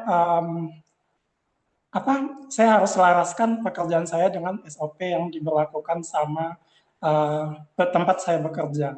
Ini saya bekerja di bidang ini, SOP yang diberlakukan seperti ini untuk saat ini. Jadi saya melakukan hal itu saja. Jadi itulah refleksi yang saya lakukan gitu kan. Jadi saya um, ya mau berusaha menyesuaikan diri saya sebaik mungkin gimana saya bisa bertahan, beradaptasi dengan dunia kerja, dengan lingkungan kerja, bahkan dengan rekan kerja. Jadi itu sih Kak yang hal-hal ya ini termasuk hal kecil tapi ini dampaknya cukup luar biasa. Nah, ketika ada perubahan sedikit saja gitu kan karena memang perubahan itu sekarang ini memang um, apa ya perkembangan zaman itu kadang-kadang terutama di bidang kerja kadang-kadang 1 bulan kerja 1 minggu kerja ada lagi perubahan yang baru gitu kan tapi saya ikutin ya sesuai seperti yang diberlakukan yang penting ini tidak melanggar etika kerja intinya itu aja sih kalau dari saya mungkin itu jawaban singkat dari saya Kak terima kasih. Terima kasih Kak Armi. Kurang lebih mirip ya sebetulnya sama saya ya. Saya juga kan kuliahnya di kafe, tapi hari ini bekerja sebagai learning designer di dunia pendidikan. Tapi uniknya, sama sama banget. Uniknya, ya saya tetap dapat pekerjaan mendesain juga sekarang. Kalau dulu justru susah, sama sama persis. Dulu ketika selesai kuliah justru nggak dapet pekerjaan itu. Tapi setelah sekarang menjalankan apa yang disukai gitu ya, malah dapet tuh pekerjaan yang sesuai dengan dulu apa dipelajari di kampus gitu kan. Tapi memang betul sepakat dengan Kak Armi tadi karena perubahan itu cepet banget. Sekarang kita misalnya Kak Armi kan memutuskan untuk bertahan di situ, bertahan di pekerjaan sekarang. Pun saya juga memutuskan untuk bertahan di pekerjaan ini. Berarti apapun yang diharapkan atau yang diminta oleh perusahaan, ya berarti kita perlu menyesuaikan, kita perlu tetap relevan dengan apa yang diminta oleh perusahaan gitu kan ya. Kalau misalkan nggak suka ya udah berarti nggak usah. Tapi kalau kita memutuskan untuk bertahan di situ, ya serba dia harus bertahan. Jangan jangan sampai tertinggal. Gimana caranya ya? Betul mengikuti apa yang SOP yang dikasih oleh perusahaan. Makasih banget Kak Armi insight-nya. Boleh dari yang lain? Kak Asti tadi kayaknya mau jawab. Ya, Oh, ada Kak Monica, silakan. Ya, apakah terdengar suara saya? Dengan Kak. Terdengar ya. Silakan. Ya, perkenalkan, saya Monica Agnesia, izin jawab. Yang pertama, apa perubahan terbesar yang sedang saya hadapi? Jujur saat ini masih kuliah, jadi fokus bangun ke bisnis aja sih, warung sembako begitu. Nah, mungkin nanti setelah kuliah tuh yang perubahan terbesar tuh yang sedang saya hadapi nanti setelah selesai kuliah kemudian cari pekerjaan itu harus ada beberapa yang perlu disiapkan untuk bagaimana menghadapi nanti dunia kerja karena kan banyak pekerjaan yang akan digantikan oleh AI. Jadi bagaimana cara mempertahankan kemampuan-kemampuan dasar dari manusia yang tidak akan digantikan oleh AI supaya nanti itu ketika masuk ke dunia kerja bisa bertahan dan bisa melakukan yang terbaik bukan hanya untuk diri sendiri tapi untuk perusahaan tempat saya bekerja nantinya. Jadi dari kuliah itu yang perlu disiapkan ya nilai harus bagus, terus juga materi-materi yang didapatkan juga harus yang mengambil jurusan yang disiapkan untuk sesuai dengan kebutuhan dunia kerja. Jadi prodi itu tak pentingnya karena prodi ini yang nanti akan menyasar ketika kita kuliah tuh yang mengambil pekerjaan yang seperti apa.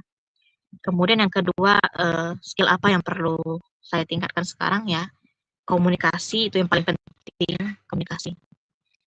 Karena ketika kita mencari pekerjaan nanti ya kita harus pandai berkomunikasi. Kalau orang akan menilai bahwa bagaimana kita apakah berkompeten dalam bidang tersebut. Karena relasi juga penting. Kita tidak bisa memungkiri bahwa relasi itu juga sangat-sangat penting. Nah, kemudian pemikiran tentang bisnis mindset juga perlu. Jadi harus pahami tentang uang, gitu ya, pahami uang masuk keluar atau bagaimana menyelesaikan segala permasalahan manajemen gitu. Kemudian satu aksi yang bisa saya lakukan minggu ini, ya ini fokus mengerjakan tugas-tugas kuliah, kemudian mengikuti webinar, mengikuti Zoom di universitas gitu. Karena saya kan kuliah online ya, jadi semuanya itu dilakukan secara online. Jadi mengerjakan tugas juga online, ujian juga online gitu. Jadi banyak waktu senggang untuk melakukan aktivitas-aktivitas yang bermanfaat. Gitu. Jadi bisa lebih fokus ke bukan hanya fokus ke tugas saja, tapi fokus ke usaha-usaha lainnya. Gitu. Jadi harus banyak pertahankan skill yang akan diperlukan gitu ya di dunia kerja nanti. Sebenarnya sekarang kan lagi bangun usaha warung sembako dan itu tuh udah membantu mengetahui apa yang harus disiapkan gitu ketika sekarang ini kan perubahan ekonomi itu kan udah nggak ini lagi ya. Udah benar-benar perubahan harga itu udah nggak bisa dipungkiri lagi sekarang karena inflasi begitu ya. Belum lagi perang, belum lagi bencana alam di berbagai daerah itu kan juga ini yang membuat kita tuh harus berpikir bagaimana untuk bisa melakukan yang terbaik nanti di dunia kita atau bagaimana. Iya. Itu aja yang bisa saya sampaikan. Terima kasih. Terima kasih Kak Monica. Kalau Kak Monica sendiri bayangannya gitu atau harapannya mau kerja di apa setelah selesai kuliah? Pengennya sih bangun bisnis, terus kalau ada misalnya melamar di perusahaan-perusahaan boleh gitu. Pengennya sih gitu ya, supaya nggak ini bisa menyelesaikan dua pekerjaan, satunya bisnis, satunya yang di kantor begitu. Sip. Kalau boleh sedikit saran ya, apa ya perusahaan sekarang, kalau yang saya baca gitu ya, sekarang tuh karena efisiensi gitu ya, dan salah satunya perusahaan saya juga terdampak. Yang dibutuhkan selain tadi ya skill-skill tadi, yang punya pengalaman juga dibutuhkan gitu. Jadi ini tips aja mungkin ya yang saya lakukan sebelum memasuki dunia kerja ini, dunia profesional ini. Biasanya saya akan ambil kesempatan-kesempatan meskipun itu nggak ada uangnya, gitu ya. Misalkan teh bantuin ini yuk, oke, ayo. Nggak ada, tapi saya nggak mikirin dulu bayarannya gitu. Merem aja dulu gitu. Teh bantuin ini yuk, oke, ayo. Terus misalkan teh ada kelas ini nih, atau tiba-tiba ada yang buka kelas free gitu ya. Karena saya juga sama dulu terbatas tuh. Setelah COVID tuh ya qadarullah bisnis tuh turun banget. Jadi saya cari semua kelas-kelas yang gratis. saya datangin semuanya, terus ketika diminta bantuan project, ayo, oke saya coba, oke saya ambil. Kesempatan-kesempatan itu datang dari situ. Ketika diajak project, ketemu lagi sama orang lain kan, ketemu lagi sama siapa. Terus di situ mereka tahu skill kita apa, diajak lagi berikutnya, berikutnya seperti itu. Jadi em, di awal tuh dan sampai saat ini sebetulnya sih apapun kesempatan yang datang ke saya gitu ya, kesempatan itu dalam arti, teh bantuin ini yuk kita kerjain project ini, kita kerjain project ini. Saya tuh nggak ambil pusing untuk fee-nya. Meskipun itu nanti perlu juga dipikirkan ya kalau nanti sudah bekerja, nilai diri juga nanti perlu dipikirkan. Tapi di awal banget itu yang saya lakukan. Yuk kita kerjain, yuk kita kerjain. Yang satu saya nambah pengalaman, yang kedua nambah skill, yang ketiga nambah networking. Dari situ terbuka peluang banyak banget. Jadi terbuka, oh dari sini nanti minta ini, dari sini minta ini. Itu sih. Dan satu lagi, selain tadi ya komunikasi, yang kita latihkan gitu ya, di pelatihan-pelatihan itu soft skill, kita fokusnya di soft skill. Biasanya kita latihkan ke para leader gitu ya, ke section head, dev head gitu, manager-manager tuh analytical thinking, problem solving, yang tadi ya komunikasi. Jadi bisa aja kita nih, saya sama teman saya bisa aja kemampuannya sama gitu, teknikalnya sama kemampuannya, tapi kalau misalkan yang satu punya problem solving yang bagus, yang satu enggak, misalkan baperan, yang satu ya tetap kalah gitu. Itu sih Kak tambahannya dari saya. Semangat ya, mudah-mudahan nanti ketemu nih sama job impiannya. Boleh. Ya, apalagi Kak, silahkan. Terima kasih Kak Opi. Kak Opi, saya juga mau bertanya dong. Eh, Kak Opi pernah ngerasa burnout gak? Ini kan perubahannya begitu cepat. Saya pernah berada di masa ketika saya pada saat saya bekerja itu saya pindah bagian, tiga bagian yang berbeda dalam 13 tahun saya kerja itu. Eh, karena saking belajarnya ini, karena mau beradaptasinya, di ada kalanya saya ngerasa burnout, agak ngerasa terbebani gitu. Itu eh, cara ngatasinnya apakah gimana nggak? Kalau dari pandangan Kak Opi sendiri. Pernah lah, pasti pernah banget. Bahkan kalau sempat pengen resign juga iya gitu ya. Aduh kayaknya udah deh ini gitu ya. Cara ngatasinnya kalau kalau saya lagi burn out gitu biasanya sih journaling sih Kak. Misalnya nulis jurnal. Saya maknain lagi untuk apa sih saya ngelakuin hal ini gitu. Kenapa saya ngelakuin hal ini gitu. Biasanya itu yang saya lakukan. Setelah itu ya rilis lagi sih. Karena bisa jadi ketika burnout itu kita lupa kenapa sih kita ngelakuin ini, kenapa sih kita kerja ini gitu, buat apa sih gitu. Dan tapi kalau kita udah journaling lagi, udah memaknai lagi untuk udah mensyukuri bahkan ya di in this economy ya kita masih punya pekerjaan itu udah luar biasa. Lebih baik capek karena kerja dibanding capek karena nyari kerja, ya nggak sih? Gitu. Tapi burnout tuh pernah, cuma ya itu tadi sih kayak saya selalu biasanya balik apa ya pit stop dulu gitu, jeda dulu, terus habis itu maknain lagi kenapa saya ngelakuin ini semua, buat apa ini semua gitu. Itu sih Kak Asti. Oke, terima kasih Kak Opi. Dari kakak-kakak yang lain mungkin masih ada yang mau bertanya, satu pertanyaan lagi. Ada yang Kak mau Farni, raise hand? silakan.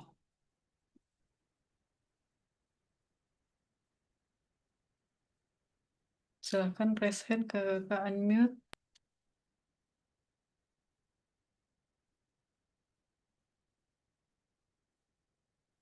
Kalau dari Kak ini tadi terkait dengan coba aja dulu, katanya ikhtiar dulu ya Kak, diusahakan dulu nanti, lalu nanti tawakal kepada Allah untuk hasilnya.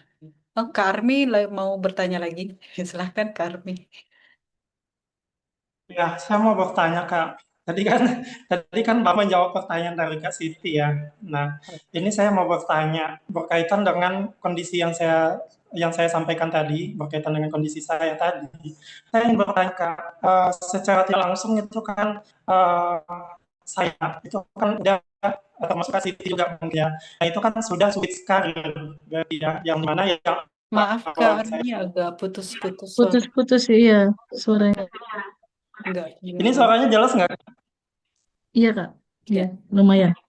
Oh ya, apa harus oke kali ya? Mohon maaf sebelumnya. Iya, iya kayaknya sinyalnya.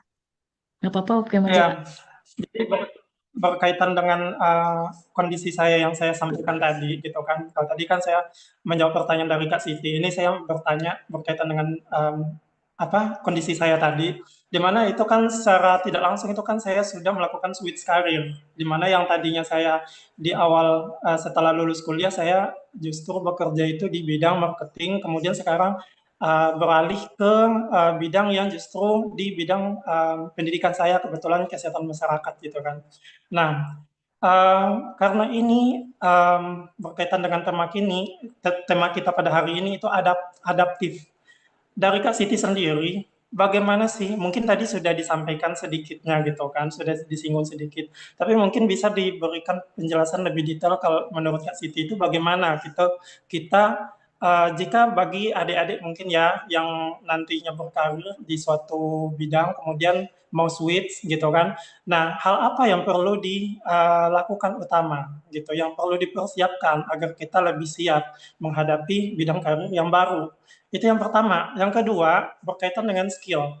Skill dalam karir itu kan secara garis besar kan kalau yang saya tahu itu hard skill dan soft skill. Tapi ada juga yang bilang technical skill. Tapi soft skill dan hard skill itu yang lebih mendasar. Nah, ini berkaitan dengan dengan soft skill sih, Kak. Dimana kalau hard skill itu memang banyak pembaharuan-pembaharuannya seiring berkembangnya teknologi. Tapi kalau soft skill, sepengetahuan saya dari yang saya lihat juga, itu kan tidak terlalu cenderung banyak berubah.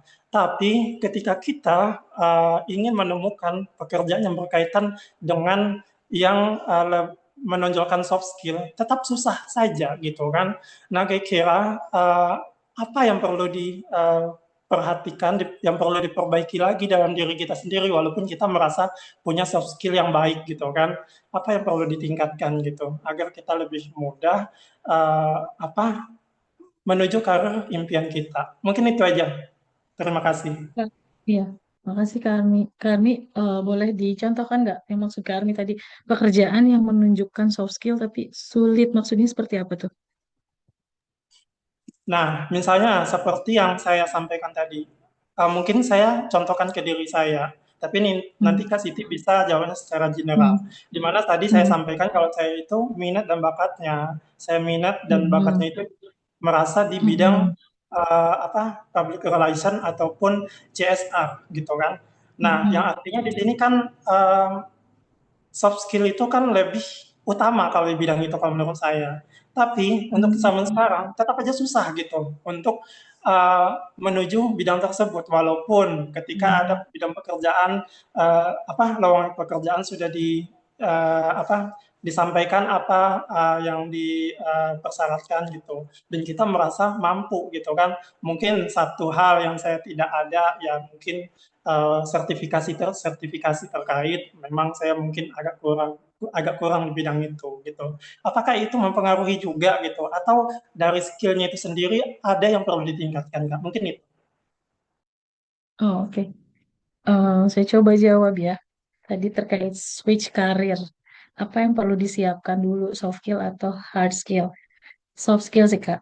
Soft skill tuh penting banget. Menurut saya bahkan di semua bidang, bukan cuma di dunia profesi aja sih, dunia pendidikan, mahasiswa, apapun itu, soft skill penting. Tadi kalau Kak Armi bilang, eh, di dunia CSR yang dibutuhkan soft skill aja, enggak kok. Justru di semua bidang menurut saya soft skill dibutuhkan, kayak analytical thinking, leadership, gitu kan. Misalnya nih, di kami tuh lebih banyak planningnya tentang leadership, soft skill tuh. Ada analytical thinkingnya, ada problem solvingnya, ada kayak surfing juga. Pokoknya itu tuh soft skill semua dan dibutuhkan sih di semua bidang sih menurut saya. Di pekerjaan kakak sekarang kesehatan butuh juga kan soft skill itu gitu. Jadi kalau misalkan kita punya kemampuan-kemampuan yang tadi tuh, yang saya ini nih, yang mana tadi? Nih, ini kan soft skill nih ya. Lebih banyaknya soft skills kayak ini. Komunikasi, kolaborasi. Ada juga kok orang-orang yang nggak bisa kolaborasi. Eh, di kantor tuh ya ada aja sih yang miss gitu ya. Silo lah, kerja masing-masing.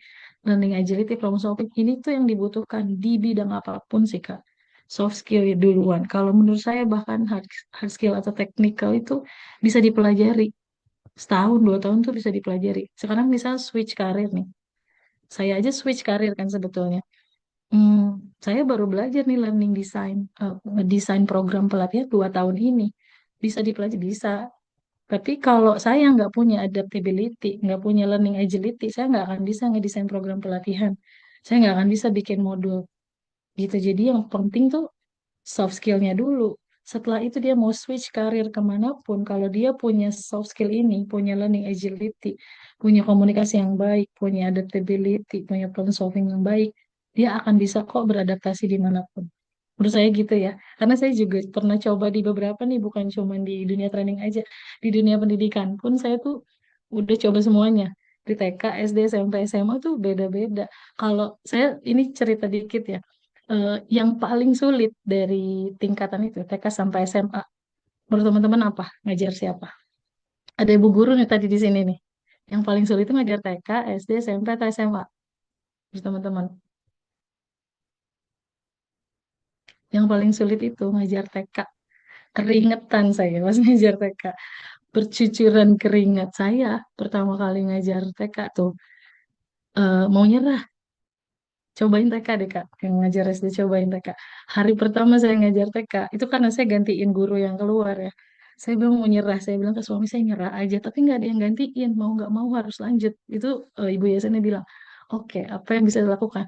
Saya waktu itu belajar di YouTube cara untuk bahasa Inggris lagi Kak. Saya ngajarnya bahasa Inggris, kebetulan senang bahasa Inggris. Ngajar bahasa Inggris untuk TK. Saya waktu itu 3 bulan, saya ingat banget 3 bulan saya belajar lihat di YouTube English Second Language ke anak TK kayak gimana.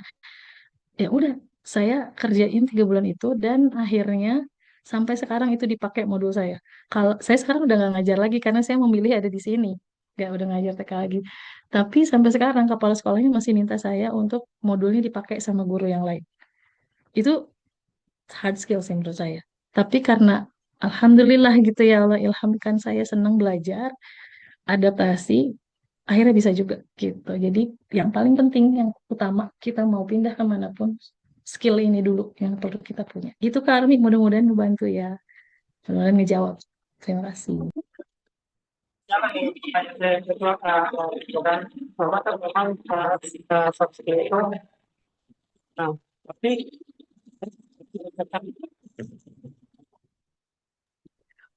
Suaranya hilang-hilang Kak Armi. Putus-putus kalau Suaranya on cam. putus-putus. Iya Kak Armi. dengar jelas nggak Ini Kak? Iya. iya Ya, kalau off cam ya, jelas Kak. ya. Jadi maksudnya gini, memang sih ini pertanyaan yang pertama, makanya ini kan berkaitan dengan pertanyaan yang kedua juga, ya, kan? Dan kebetulan kakak jawab ini kan jawabannya soft skill. Nah, namun skill itu sendiri eh, kalau yang dipelajari secara dasar itu pasti kan ya gimana sih cara kita menjalin hubungan dalam berkomunikasi dengan orang kan gitu intinya itu kan dasarnya gitu. Kalau yang lain-lain mungkin dasarnya pun akan berubah seiring perkembangan zaman gitu kan. Nah, namun dalam pekerjaan nah, gitu soft skill ini menjadi suatu hal yang penting. Tapi bagaimana cara meningkatkannya menurut hal yang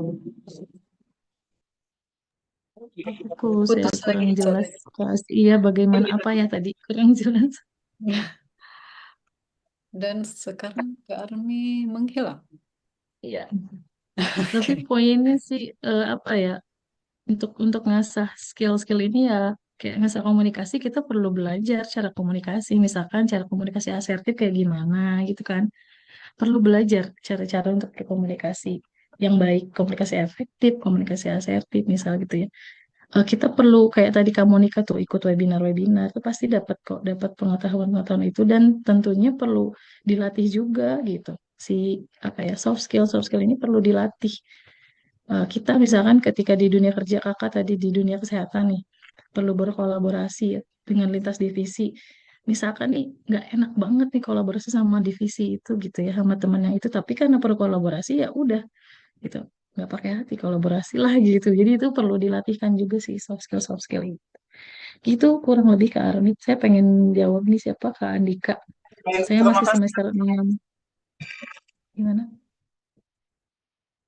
Kak Andika nih kadang nggak kuat ngajar anak SD ya. Ngajar anak SD emang mirip-mirip anak TK sih. Tapi cobain anak TK deh. Tapi kalau udah ketemu kuncinya, insya Allah sih. Yang penting itu learning agility. Gitu, Kak Asti, kita sampai jam berapa, by the way? Kayaknya udah cukup ya, Kak. Iya, Masya Allah sekali materinya luar biasa. Kasih virtual applause dulu dong buat Kak Opi, teman-teman, terima kasih. kakak-kakak semua. Terima kasih Oke, Masya semuanya. Ada Allah yang sekali sambil belajar. materinya Kak Opi benar-benar membuka mata ya, bahwa adaptasi itu bukan lagi pilihan ya Kak, tapi sebuah keharusan supaya kita nggak tertinggal di dunia kerja maupun di kehidupan ini. Nah, sebelum kita akhiri, kita kakak-kakak sekalian boleh open open cam dulu untuk kita foto bareng nanti di Kak Asti, ya ada satu masih lagi ada nih aku masih ada tadi masih ada yang mau bertanya. terlibat apa? Enggak apa namanya terlewat satu slide terakhir. Cuman closing aja. Oh, closing Masa Kak depan, Opi ada closing aja closing Mas. silakan. Slide terakhir nih. Masa depan bukan milik mereka yang paling kuat atau yang paling pintar, tapi milik mereka yang paling cepat ada pasti.